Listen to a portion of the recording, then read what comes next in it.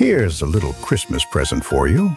Subscribe to the Blues Hotel Collective before December 24th, and you'll get an exclusive bonus episode, the Blues Hotel Christmas Edition. We're talking all-time blues legends getting into the festive spirit, songs you won't hear anywhere else. This one's just for subscribers. It won't be released publicly. Head to the show notes and sign up. Consider it our gift to you.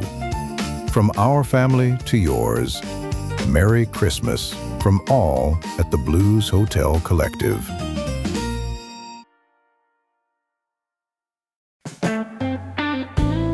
From the Blues Hotel Collective, welcome to Blues Moments in Time, where every groove holds a memory and every moment echoes the truth of what came before. Today, we rewind the reel, trace the footsteps, and revisit the chapters that shaped the blues. Here is our host, Kelvin Huggins. G'day folks, and welcome to Blues Moments in Time. On this edition, we're zeroing in on December 23, same day on the calendar, different years, different cities, all feeding into the same big river that we call the blues. We start on December 23, 1938, under the high lights of New York's Carnegie Hall. Promoter John Hammond has stitched together an ambitious concert called From Spirituals to Swing. The idea is bold for its time. Trace the story of African American music on a prestige stage, from spirituals and gospel right through to jazz and boogie woogie. Now, in the middle of it all, Chicago piano man Albert Ammons strides out. He's a barrel house specialist, heavy left hand, rolling right, the kind of piano that sounds like a freight train in full flight. That night, December 23, Ammons brings boogie woogie and its deep blues DNA into one of the most respected rooms in American music, in front of a largely white concert audience that's not used to being hit with this much swing and grit at once. For the blues story, that moment matters. It's a signal flare. This music, born in black communities, juke joints and rent parties, is powerful enough to hold its own on the grandest stages. December 23, 1938, a night where the blues and its cousins stepped into the spotlight and refused to apologise. Down in Hernando, Mississippi, a boy named Willie Earl Walker is born. Some records list his birth date as December 21, but multiple sources describe him as having been born on December 23, 1941. So we'll mark this one as a likely December 23 in the history books. He grows up in Memphis, Tennessee, the kind of town where gospel, blues and soul bleed into each other on every corner. Walker starts out singing with local gospel groups, and by his mid-teens, he's touring with the Redemption Harmonizers, a group tied in with Memphis talent man Roosevelt Jamison. Under the name Wee Willie Walker, he builds a reputation as a soul and blues singer with that church-soaked delivery, bittersweet, high and pleading. His catalogue leans more toward soul than 12-bar, but the emotional grammar is pure blues, heartache, perseverance, and hard-won joy. When we talk about the blues ecosystem, voices like Walker's are the connective tissue between sacred and secular, between Sunday morning and Saturday night. On December 23, we tip our hat to a singer who walked that line his entire career. Now we jump to the West Coast, December 23, 1975, in Bellflower, California. That's the day Kirk Fletcher is born, a name every modern blues guitar fan should know. Fletcher grows up to become a serious electric blues guitarist, singer and songwriter, steeped in the tradition, but very much alive in the present tense.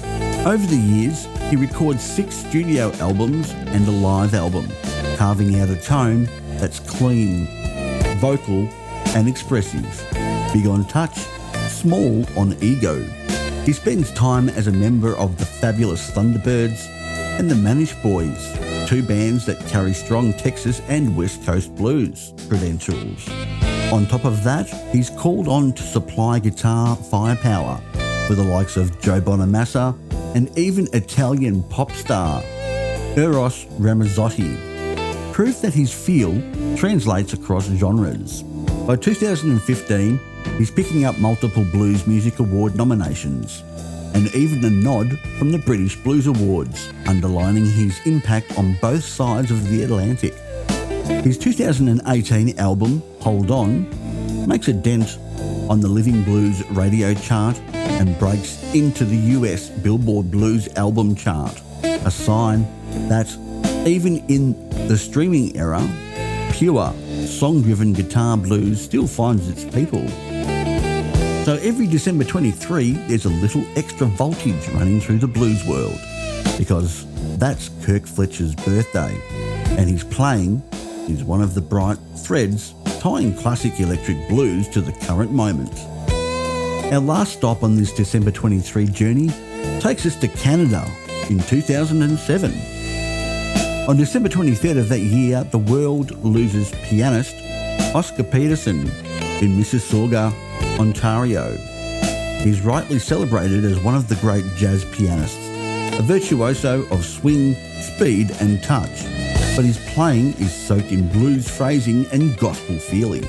You hear it in the way he bends lines, the way his left hand walks, the way he can take a simple blues progression and turn it into a rolling cathedral-sized statement without losing the earthy core. For many players coming up in blues, boogie and jazz, Peterson is a kind of North Star, proof that you can be technically ferocious and still talk straight to the heart.